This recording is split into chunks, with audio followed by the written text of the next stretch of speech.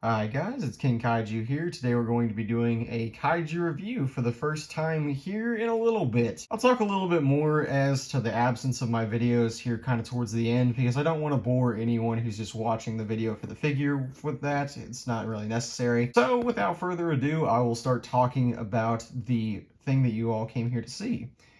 It is, of course, and if I can adjust the camera, the Y-MSF slash Zero Toys Muto Prime or Jinshin-Mushi. What a phenomenal representation of the monster. It is, to my knowledge, the only figure that we have ever gotten of Jinshin-Mushi or Muto Prime. It is made by, like I said, Y-MSF, although they are now calling it Zero Toys. I know that they're not calling all of Y-MSF that because I still see like posts with Y-MSF figures that are coming out, but with this guy specifically and a couple other MonsterVerse figures, I heard them go by the label of Zero Toys, which I don't know what that's really about. I'm not really sure what the whole deal with that is. I'm sure it's licensing stuff, but either way, I'm very happy to have this figure right here. It looks pretty good, so let's hop more into the details section and get started. It does look, for the most part, like Muto Prime from the Aftershock comic. It released right as Godzilla King of the Monsters came out. It takes place right after 2014 G-Day, and this is essentially the mother of the two Mutos you see in that film. There are some differences though, very notable differences in it. The most prominent I think is in the hands. There's quite a few things that are different about this than the comic representation. For example,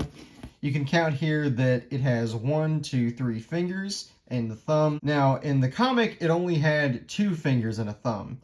They were much bigger than this, obviously, so I'm not exactly sure why they changed it to where it would be 3 in the thumb. It is what it is. It's not the hugest thing. It also had a protrusion from this part of its arm that went down, so to where it kind of had a point touching down here and one that went off and touched around right here. I'm not exactly sure why they took those features off. I know that obviously there is some things they have to do to distinguish a difference. I would have liked it if they would have included those features. It would have been cool to have like a kind of one-to-one, but it's not the biggest thing in the world. I have a Muto Prime figure in my hands, and this is probably never going to happen again, so I'll take what I can get. The only other thing that I really can complain about, there is no real need for it to have this much gloss coating on it. It didn't really need it. I think a dry brush or just a matte gray or black would have been significantly better just with these red highlights right here, because these right here are the main standout. Great paint application here. I do really like it. It brings out a lot of detail on the arms. It's kind of hard to see under the light, but there is actually a red eye there. In terms of articulation, Y-MSF has never really skimped out on it, and that holds up for the most part here. Both of the arms can come out, and I'm pretty sure they'd probably be able to do a 360. You can get her to where she's kind of on the ground like this, or if you know you want to have her punch another monster. This also allows her to either stand a lot more upright, or you can pose her a little bit closer to the ground. To help with that, you have leg articulation back here. And also, funnily enough, I didn't expect this, there is actually a swivel up here at the head, which kind of looks weird head on,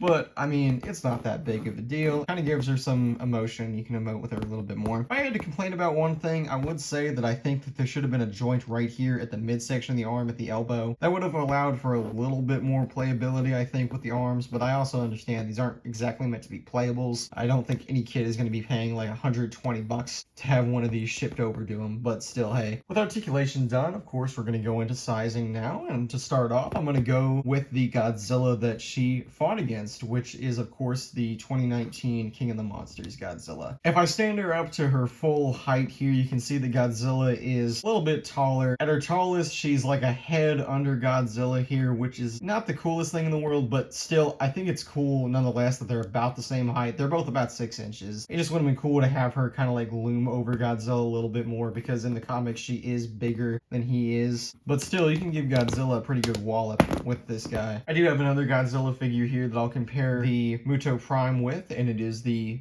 Playmates Real Feel Evolved Godzilla. Kind of has the same problem as the other one. I think the Muto Prime here is a little bit too short. This Godzilla is technically bigger anyway, so I'd say this is probably a more accurate comparison. Side note, this figure is very cool, and if I do more of these Kaiju reviews, I will definitely touch up on it. And to give a company size comparison, here is the Y-MSF Kumonga. You can kind of see some of the similarities, like you can tell that these are made by the same company. There's gloss coating on here, and some of the paint application is pretty similar. And of course, they are very obscure versions of monsters that Bandai I don't think would ever touch, at least anytime soon. So to have both of these figures is great, and I appreciate Y-MSF a lot for that. That's going to be the end of the review. Overall, Muto Prime is a sick monster, and I'm really happy that we have a version of it now. It's kind of sad that it might not be canon anymore, but nonetheless, I think it's still a very cool design, and I'm glad to have had a figure of it. I'm happy that you guys are watching the video at this point in time. If you made it all the way through, I do appreciate it. As for the absence that has been on my channel for quite a long time, I think the last video I uploaded was like an edit of a live stream I did. It just has been quite a stressful time to, you know, go through life at this point in time. I recently just had my 20th birthday, so hallelujah to me. You know, with that, you know, YouTube can get harder. Ask any, like, YouTuber who's kind of been around in this community for as long as I have, and they'll tell you something similar. At some point in time, the motivation kind of runs out here and there. Which is not to say that I'm going to stop making videos entirely. Obviously, I'm here making this one right now. But even still, there's times where, you know, it can get rough to make videos and stuff like that. Regardless, I did appreciate to make this Kaiju review for you guys. I really wanted to make it because this figure is very cool, and there's only a couple, like, shorts on the production pictures of it, to my knowledge, right now. So I wanted to get a review out there for you all to show you off this fantastic figure by Zero Toys / Y-MSF. And that's going to be the end of the review for me, y'all. Thank you a ton for watching, and I hope to see you again here soon.